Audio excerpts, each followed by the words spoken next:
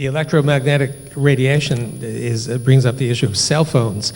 There are lots of studies on cell phones, and of course the cell phone companies would like you to think that they're harmless. The fellow in the laboratory next to mine, just retired, said that he's looked at many studies and he studies this, and when the studies are sponsored by the cell phone company, 95% of them report no problem.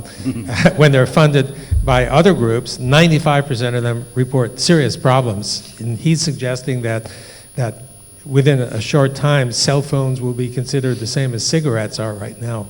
No question. Let's take that further. What about if you're not using a cell phone, but you have in your house a wireless router? If you think the cell phone is bad, the router is worse. So if you are going to use a router, and most of us will because you have computers in your home, shut it off at night.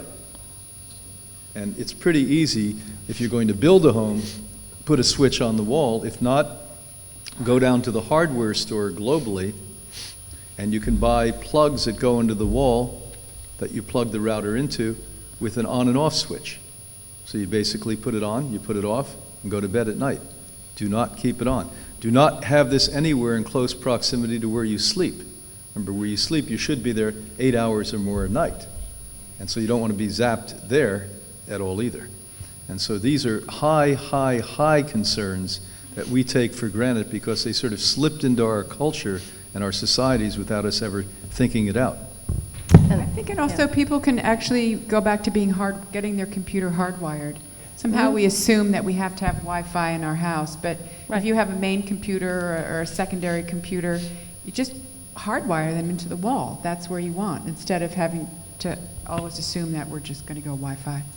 Just like in the last 5 days, Apple came out with new headphones that are wireless. Do you have any thought on wireless headphones? So they're connecting, I guess. I'm not sure. They're wireless. It just seems like a bad idea. Right. It just seems like a bad idea. I mean, these beams, I think there's too many beams going through the air. It's just too many. University of Bologna in Italy did a study on the Bluetooths and said it created the same amount of significant brain cancer, only isolated it, made it smaller and going deeper into the brain. So seemingly this would be the same technology, Bluetooth type of technology, so it would be bad. At Hippocrates, by the way, we brought scalar units in, so the entire property, as a matter of fact, 1/8 of a mile in every direction around Hippocrates now, it is somewhat protected by the scalar units. But again, this is big money and the average person doesn't have this available to them. On your phones, you need to get little devices. There are legitimate EMF interrupters on your phone. Maybe one of you want to run this up so that the people in the world can see it. And so you bring it up and I'll show it. And then number 2, you can wear around your neck, as we do, necklaces that are EMF interrupters too. This gives you some level of protection. It's not 100%. You're not going to. 100% is you don't use a cell phone. When I use a cell phone, and my children hate me for this, it's here and on speaker. I'm at airports, I don't care. I have it on speaker. Now Anna's going to show the audience out there in the world. On the back of that you have an electromagnetic field interrupter. The one that we chose after looking at science and for decades is GIA, G-A-I-A. And there's good ones in Germany. It slipped my mind what the name is, but you can look this up and look at the different science behind it. Thanks for letting us see this. And get a habit of using the speakerphone. So right like this, that's how it should be far away from you. And also when you have the cordless phone, because that's very radioactive, and the base of the cordless phone, should not be anywhere close to you where you're sleeping, because it's just radiate. And radiation stops cell division. And we're nuking our food right now. It's a lot of the food in your local supermarket that's not organic is actually nuked, from vegetables, fruits, meats, everything. It's nuked, and it stops the cell division, so things can stay on the shelves for a much longer time, but it doesn't have that life in it either. And so the less radiation we get, the better it is. So cordless phone, the base, make sure it's far away from where you're sleeping. And also, when I travel, I use my cell phone as an alarm, and an expert in this field told me to put it on airport airplane Yeah, mode airplane. when I'm if you're alone in a hotel room with it.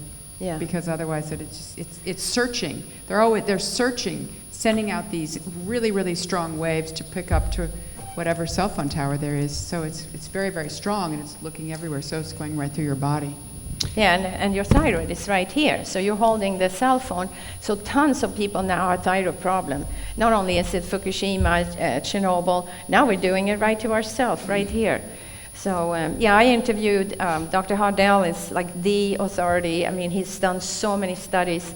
He's from Sweden, and because in Europe, especially Scandinavia, we started to use cell phone before everybody else. So you saw 3-year-olds running around 20 years ago that had cell phone and just being with friends, and so they could talk to mom. And so we have a history of brain cancers, and we have benign or malignant brain cancer, and he really could see how it doubled the risk having the phone on your ear, having that close to your brain. And actually the brain cancers happen right in that site. So it was really, really clear for him. And, we're paying a big price for the modern time, and we can't live without it. I mean, Brian and I we're not really, really good at computers, but we're getting into it because, this is the time we live in. But we are careful about it too, and we protect ourselves as much as we can. So, don't wear the cell phone. You guys, don't wear that cell phone in your pants pocket. Because that, where that goes. It goes straight. It lowers your sperm count within, 35 seconds? And even change the form of the sperm. So a lot of infertility is happening, and actually cell phone is big time. Prostate cancer, there's a lot of things that can happen. So you gotta be careful. Don't wear it on your body. So now you need a man bag. So what Anna just referred to was a study done at Yale University that we were all stunned with and thought maybe it was faulty, that when a man or a boy puts a cell phone in his pocket and it's near his testes, within 30 to 35 seconds, 40% of the sperm is inactive. But it was reconfirmed by Exeter University in England 2 years ago. Same exact numbers, so that's a done deal. When you have two not only reputable but world-class universities with world-class researchers saying it, that's it. Number two, you may want to look on the archives of the Real Truth About Health conference and look up America's leading authority, Dr. Deborah Davis, and watch her at one of our conferences we held years ago in New York City.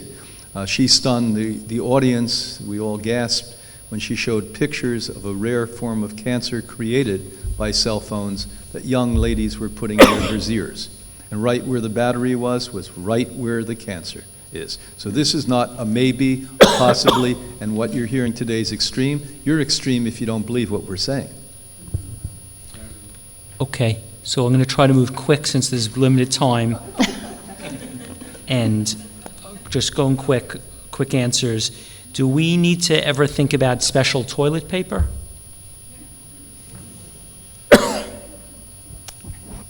I guess I'm the one that knows about shit. How many of you know a lot of your toilet paper, commercial toilet paper, is made out of newspapers?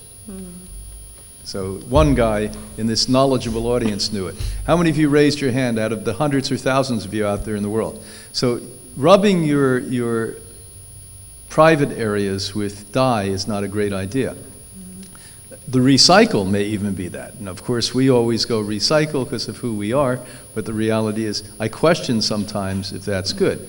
Now, we think it's odd in the West, but in India, where they have much cleaner buttocks than we do, they still use the old method, which is called water. Water. And why you never ever shake anyone's left hand is because of that. But believe it or not, that is more sanitary than the Western approach to this.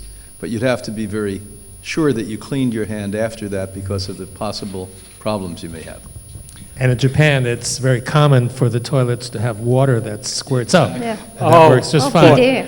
Oh boy, in South Korea, I went on one of those toilets, and everything was in Korea. I took a chance and pressed a button, and this spout of water shot up went over my shoulder into the bedroom. And I didn't know how to switch it off. It was awful.